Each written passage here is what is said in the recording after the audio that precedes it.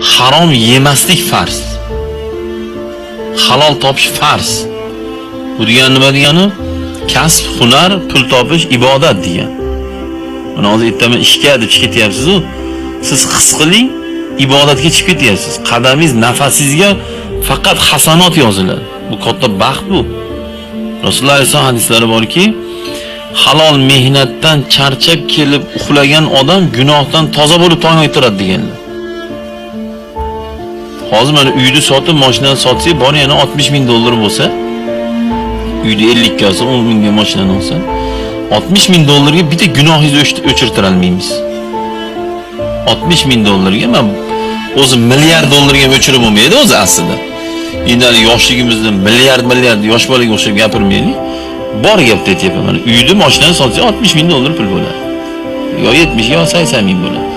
Shunga bitta gunohimizni o'chirtira olmaymiz. Qana o'chirtirasiz? Kimga uzatasiz?